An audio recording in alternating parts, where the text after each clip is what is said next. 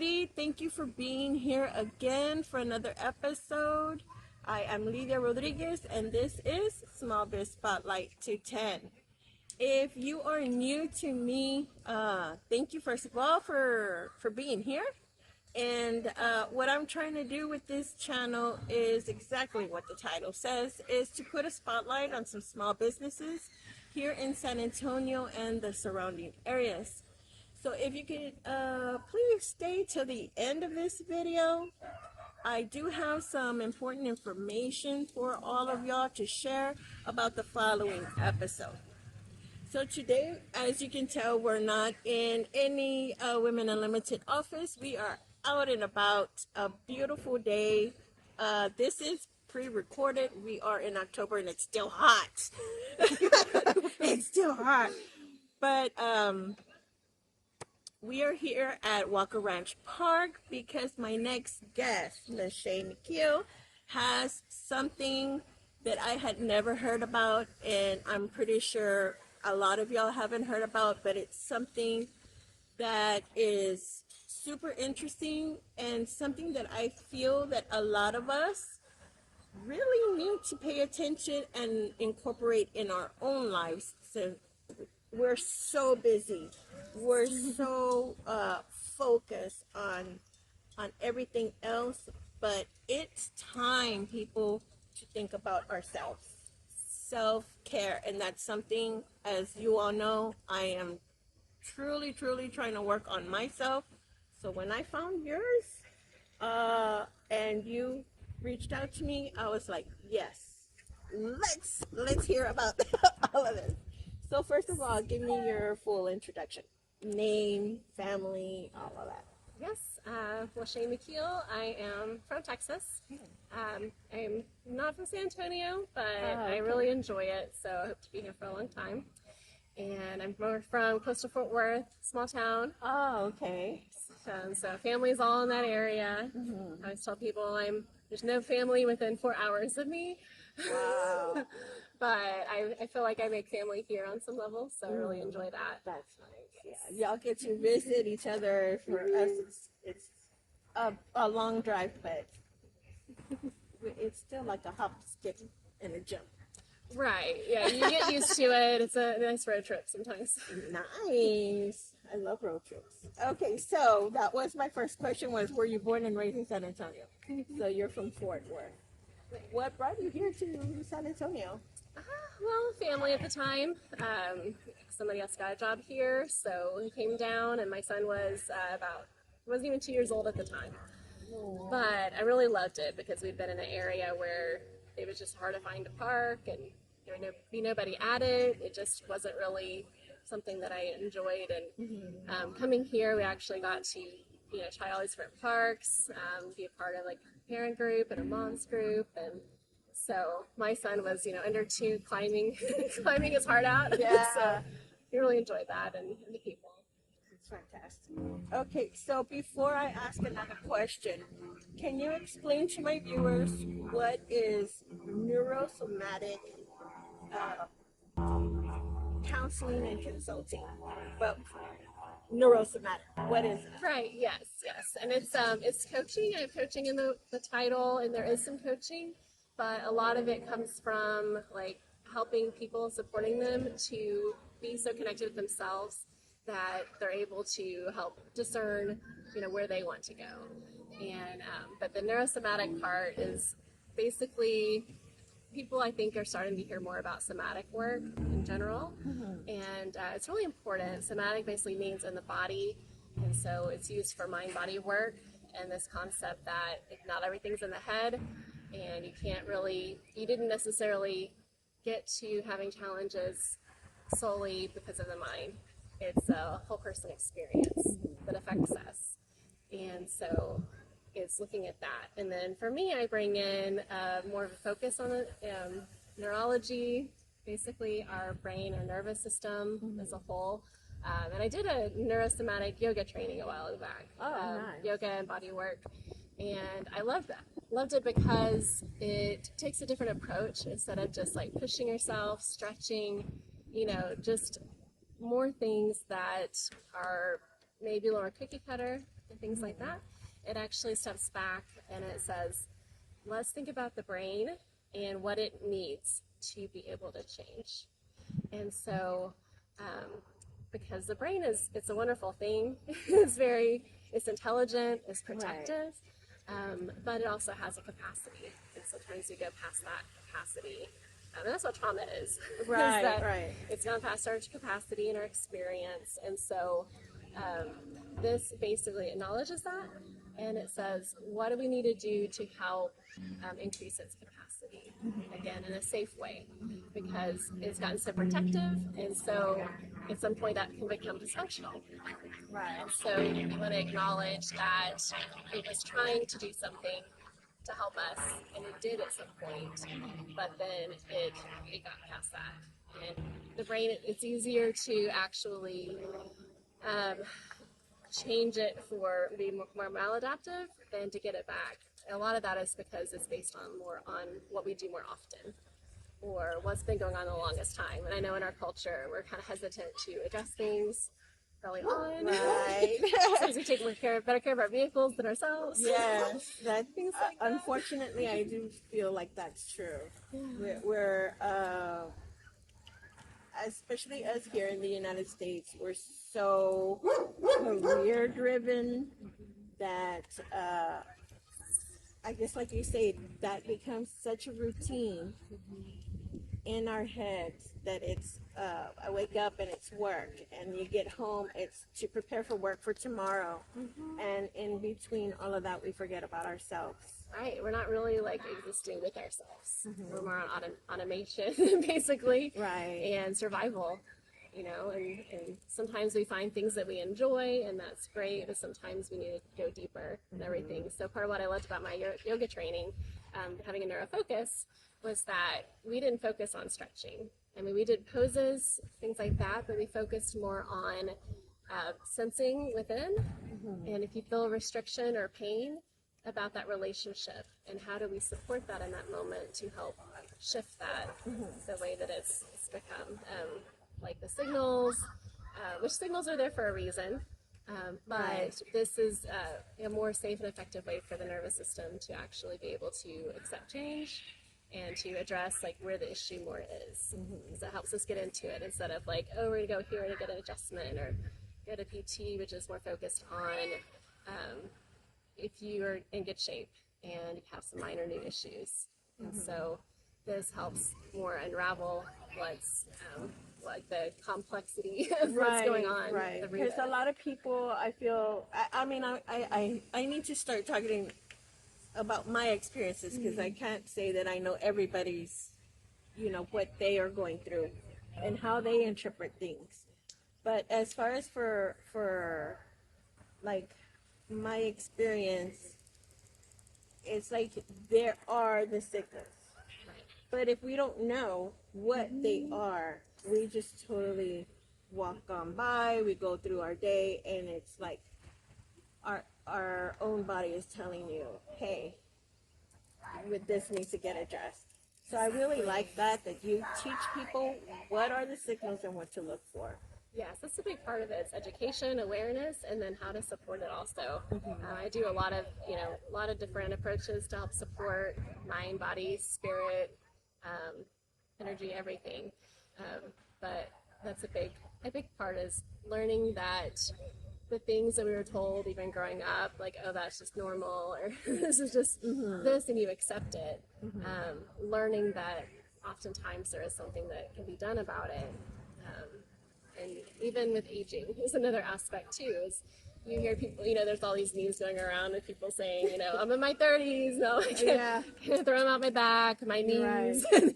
and they're funny and they're true, because that's when a lot of people start experiencing those challenges. But I want to help shift that narrative that's, things are inevitable and that we can't do something about it. There's a difference between, this has been my experience, that I haven't been able to do something, because people do try a lot of things a lot of times, right?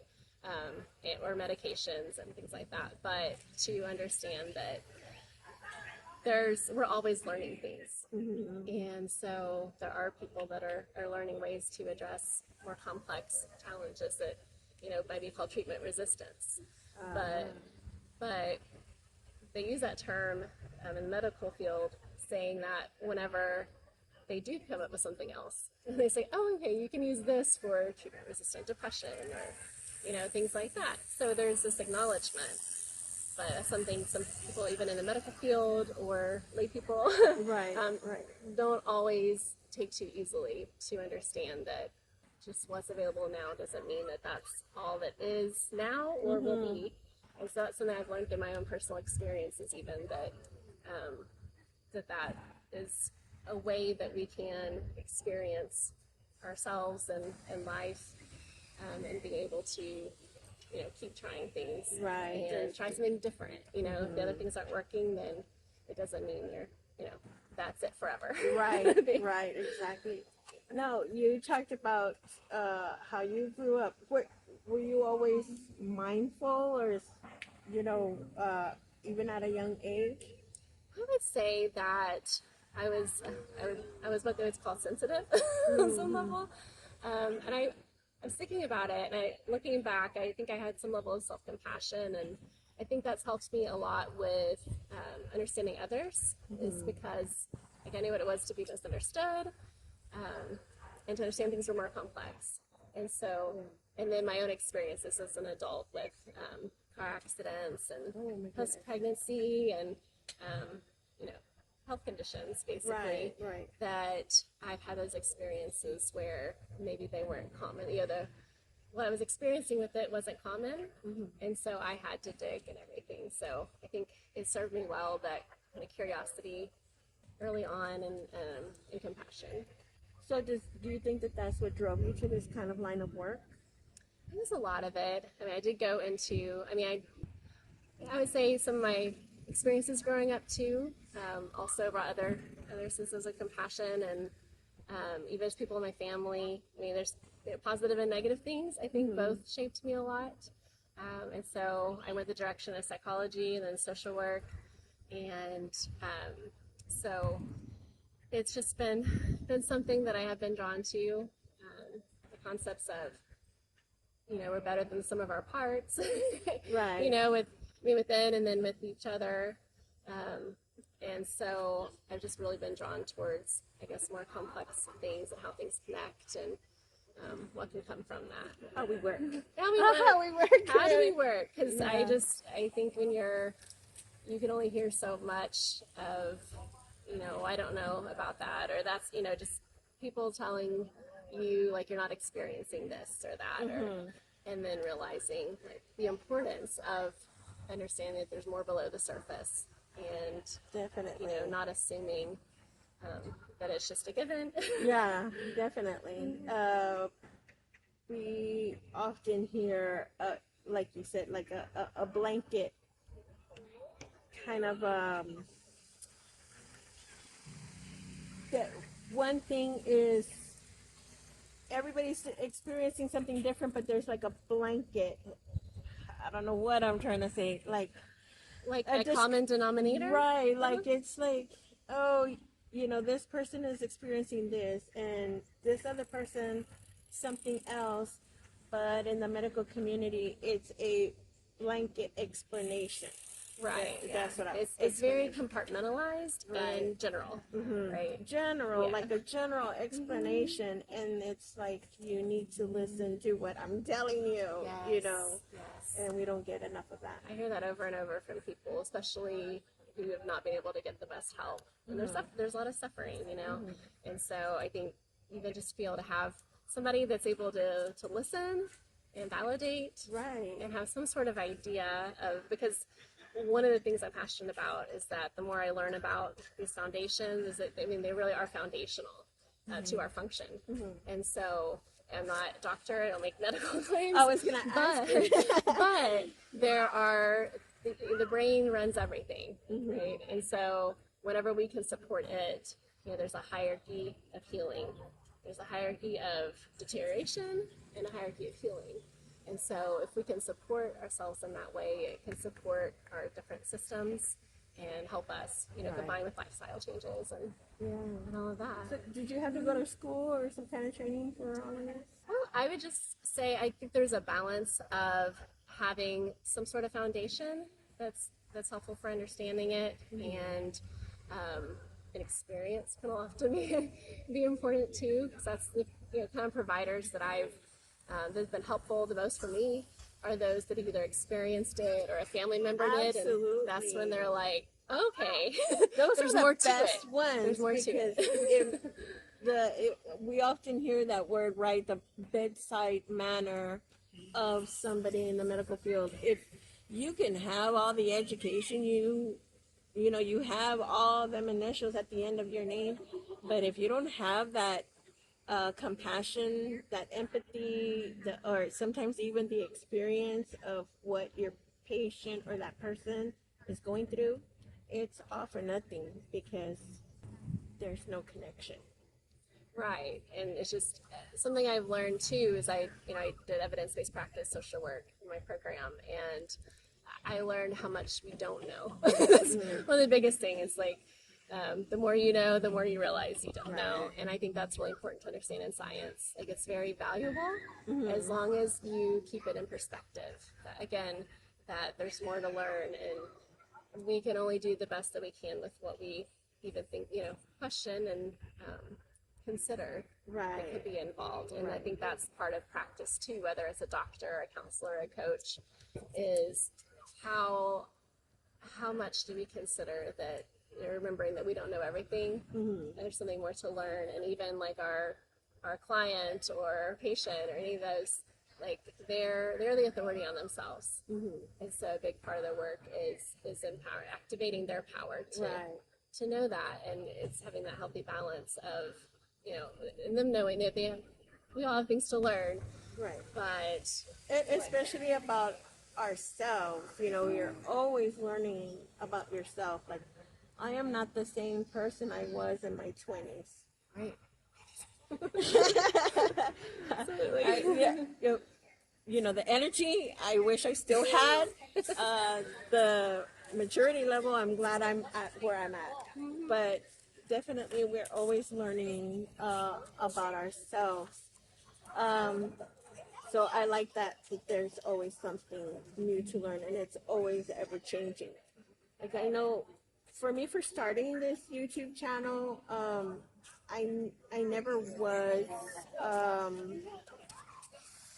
an anxious person in my youth. I was very outgoing and everything, but with things that happened in my life, you start going through things. oh yes, And then the anxiety came.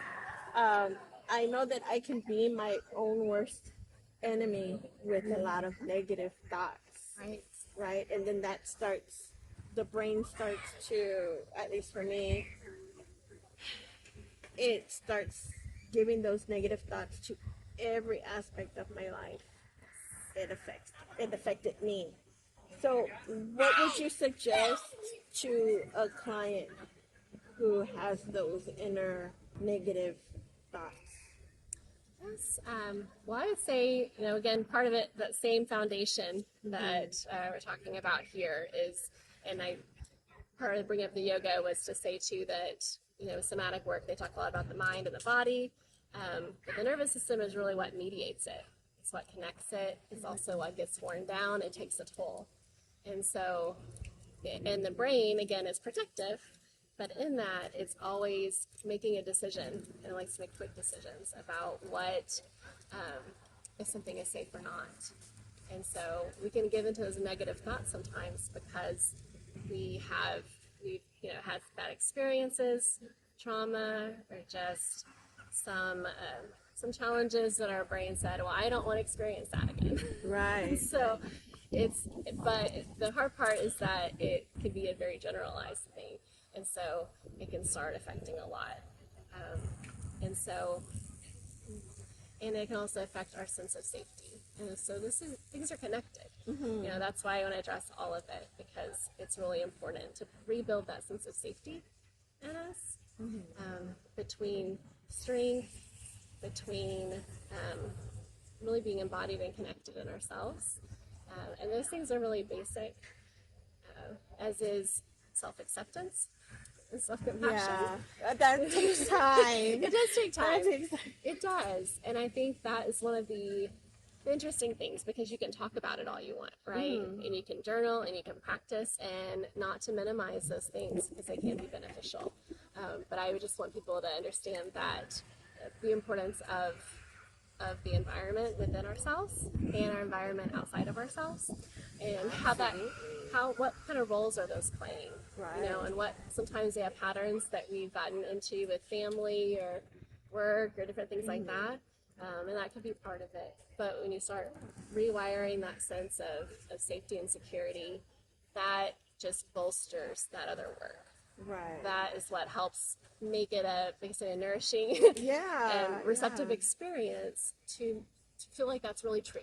Right, because I feel like healing can't even begin if you don't have that safe space. Yes. Or that safe person to be able to talk, knowing that whatever you say to that person, it's not going to get judged.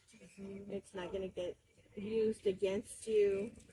You know, if you have that safe space, that safe person, then the healing can begin, and that's what you offer, is that safe space. Right, it's so multifaceted, because part of it, the benefit of, you know, I'm doing it's coaching and therapeutics, I would say. I'm not a formal counselor, or not independently, and so I am that having that connection can be a safe space, and it can help to basically build some momentum in there for a person, for themselves, to be able to have that for themselves, and be a safe space. For the clients, because you've been doing this for 20 years.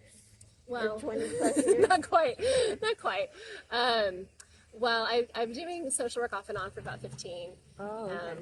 But since my son was really young, it's 2017, I started learning about the nervous system. I'm learning about how it changes, for better or worse. I think a lot of times our medical community sees it as it's,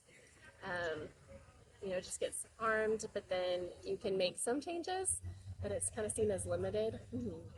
And so this understands more, like, when you put more things in place for people, that a lot more is possible with recovery. And so that's something that I started learning, and then I've picked up more pieces as I've gone. I developed some medical conditions, especially after pregnancy. Was one of my passions, is to help people with that, because I learned a lot about what to support with, to be, before you start, during, and after. And then really it's whenever my stuff got worse, and I didn't have support, as far as, and I tried a lot of things with insurance. I even tried some things that, beyond it, but it would always reach a place, somebody would say, well, we'll see where it lands, where we land. And you don't want to hear those words whenever you know that that's it's not something that you can manage without really recovering. Right, because you're just left there, hovering, and you're like, what's going on? Right, yeah, I it was a different, more nerve-wracking than anything. Yes, because I'd already lived through a decade of just the more general aches and pains and other things that I'd managed but not recovered from. And this was a different level. And it became this like soul journey that I had to go on, as well as really believing that I was worth it to try these other things. And I really believe, what I did find was, like, somebody and I connected online from across the country who does something that I'd never heard of before. It was beyond personal training. It was nervous system based, and I decided I'm going to do this. And it was based on the same theories that I've been learning since 2017. And so as I was getting that support, that's when I also, even when I couldn't really fully do yoga, I did my program, and I did all modified. So I'm really good with the disabilities. And the chronic conditions. Like, I can adapt it to any level. It would be nice to have one here at the park. I want to start one soon. So that's kind of my process, and I've been, practicing, and then starting to support others as I go, and I'm at a place where I want to be able to do more of this. What would you say is the most common reason that the clients come to you? Yes. I would say, well, it's multifaceted again, but I would say part of it is, again, they've tried a lot of things, and a lot of them so far have like known, or they are able to understand pretty easily some of these aspects. And so they go, okay, yes, I've been excited about these concepts, and you're pulling it together, and I want to work with you. And but I would say so far, 'cause I can work with any gender, age. I mean, children's little, you can adapt some things. But so far, it's been moms or business women that just, they are kind of at the end of the rope, and they say, like, I need to do something different. And like you said, I need to take care of myself on a different level than I like think bubble baths. And that's the biggest step, I think, is just acknowledging the fact that we are worth it, that we need to do the self-care. That is a huge step in of itself, yes. right? So they come to you and they're like, all right, it's time. I've had enough. It's time. I need to work on myself. Would you say that this kind of like leans toward alternative medicine? Yes, I would say it definitely goes into that a lot. It takes some like transformational coaching, holistic coaching, and it takes some. I'm going to be doing some sensory reflex integration for along as well, which is something people don't hear about, right? Right. And the concept of that goes, if you do occupational therapy when you're a kid, they do a lot of sensory input things. They'll have you like jump from this high place. You'll do like leapfrog, all these different things. And the concept is, also the idea like children need to play when they're young. Right. And also our milestones. So these movements are and while we're having fun and it's natural, this is what helps build in our function in our body. And so sometimes if people miss those or have had injuries or trauma, then they can be impacted. And so even as adults, there's processes you can go through to help build that in. So that's remarkable. I like that, because not everything is like, I mean, a lot of the medical field is like, just take this prescription. Just take this prescription. That's not working. Okay, we'll take this one, but don't stop the other one. And then you're like, okay, but now I'm getting this side effect. Oh, okay, well then here's this other medicine, but don't stop the other one. it's whack-a-mole. It's right. It's like it starts snowballing into bigger and bigger things, and then you're just taking a buffet of prescription medicines, and it's not helping any. So I really like, and I think a lot of the viewers are looking for that. Okay, something natural, something that doesn't require medication, something that triggers my body to heal itself on its own. It is a lot of work, but without medication, I think you find that do you find that the results are more visible? Oh yes. Yes. When you're doing something like that. Yes, I mean it's very functional, and it in itself snowballs in a positive way, because again you're building in that function. It's like the core, and then it's easier to support the rest of it. So there is a place for medical support for sure, but it even has an end, and people are always having to change into something different. Something stops working. In my yoga training, we did some training for chronic pain. And it talked about how every medication that we take is actually, it has the impact that it's determined. It's studied and designated for, right. But there's always other impacts. And I also myself used to think that side effects were rare. Like that was like the way that it was, until I realized there's factors that help determine that. Like, what is your state at this time, and how are you going to respond to it? Things that aren't always looked at. And Again, some of them do have serious, consequences. So I'm an advocate for if it's something essential in the moment to help you get by, and I think there are some that are more long term and that they're important too. Yeah. But what can we do to actually address the root issue?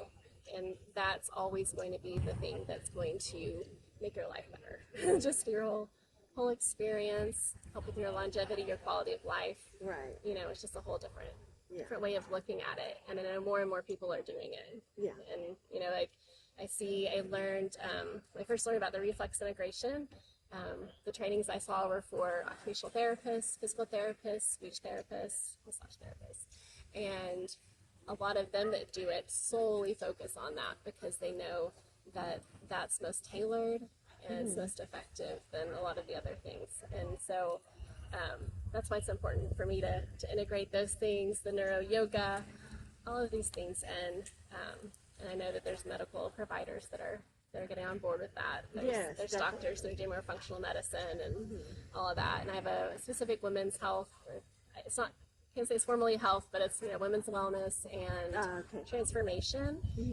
And it's supportive because it looks at, again, what are some of the root things, what goes together, including our hormones. And so that's a big one. It's empowering. For me, it was so hard to find a doctor that would even test me for my hormones before menopause, basically, right? Or perimenopause. And so, but I learned that was really important for my condition, in general, learning about birth control and how it impacted me, different things like that. And so it gave me the tools to be able to, finding a doctor and also an integrative provider, also working with them helped me on some level. And then when I was able to learn and tracked with it, and it was just done in a way that I can support people to be able to figure that out themselves and what they need. They can go to a doctor if they want to. They can try some supplements. That would be the absolute best, right? To have a primary doctor that is a good doctor for you, and then to have this as well, the two together. Well, exactly, because they still have their constraints, but some of them will even say, it doesn't mean that there's not something beneficial over here. It's just they have to work within their range. But I'd worked with a medical doctor who also had some integrative training herself and implemented that. So just being able to experience that, helped me know what's possible on some level, and that I wanted to be able to keep advocating for myself and to help others do that too. Yes, we need to advocate for ourselves. I love that. Definitely. So, you said you do any gender, any age. You do one-on-ones and groups as well? Yes. So I can do a range. So I'll probably start some groups soon, but I'm always open if somebody has, say, I have this group of friends or family, anything like that. They just wanted to go through some sort of process, and it's tailored to everybody. It can be some education. It could be like a workshop. It can include yoga or not. It can, and everybody has a comfort level. Personally, I found that there's aspects of yoga, if you get into the spiritual part, that actually help support Christianity, if that's where people's focuses are. And so, but I don't push that on anybody. It's not something that I did. I did some of the exercise parts, and I knew nothing else. But, to me, it speaks to that wholeness, that I think even Jesus talked about, that I struggle to find in word or support for living out, through all my experiences. Mind, body, and soul. Yes. And right? So, the whole thing. Yeah, so to be able to do that and to understand the connectedness and the importance of integration, and how, because our mind, our psyche, our soul, like that's all the same. And so to support it, it just opens up so many possibilities. So, okay, so we're almost New Year. Yes. It's coming up. It's coming. It's coming up fast. What do you have plans for the future for your small business? Yes. Well, what would you like to start doing? Yes. Yes. I've been doing more small scale, and I'm a place where I'm building up the structures more to just launch more of a involved process. So I'm really excited about the prospects, the networking and coaching and just making plans.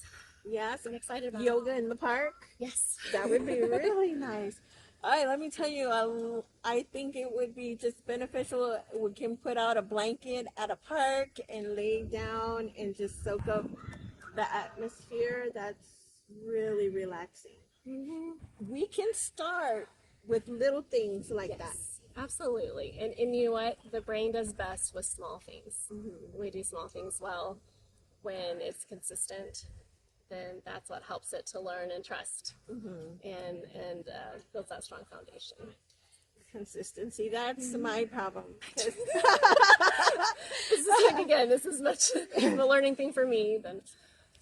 Yeah, because I could have it in my head, like, oh my God, since last year, I was like, okay, I want to go swimming just to like relax and for my whole body exercise. And now ask me, have I done it? But why do you have an idea why? My own, which is something I got to work on, my view of time.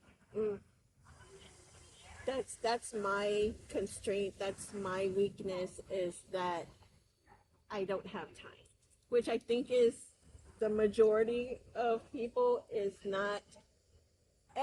The thing is I know how and what I need to do to fix it, but to do it, because I know I have to make time for myself, because who else is going to do it? Right. And part of perception, and not to invalidate this concept that we don't have time. I don't I really don't like it when people are like, it's just a perception. You could do it if you wanted to. Yeah. I don't love that part of it. To me, it's about getting curious and compassionate with ourselves. And again, kind of asking more questions and saying like, okay, well, so it's time.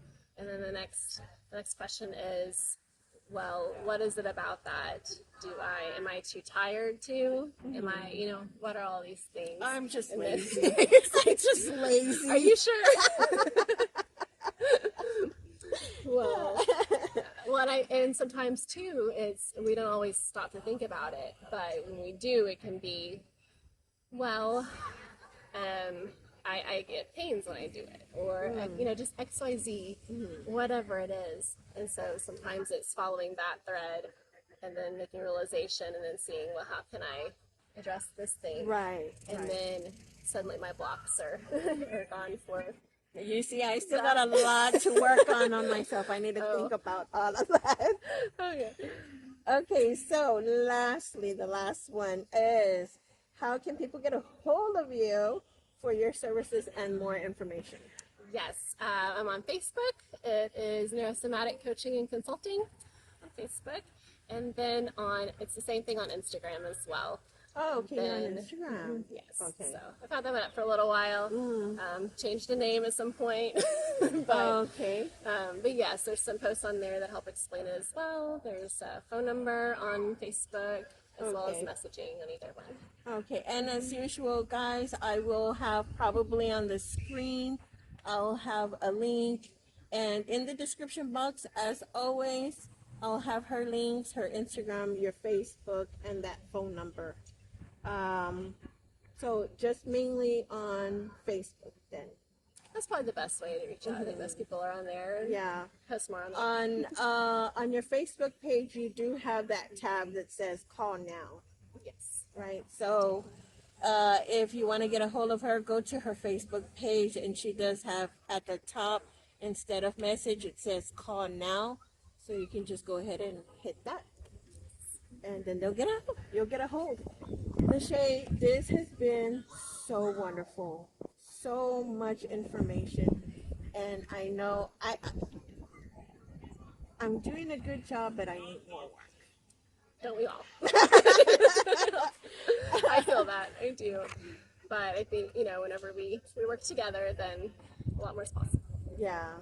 Yes, Definitely. I really enjoyed Thank listening you with you so as well. much for doing this with me.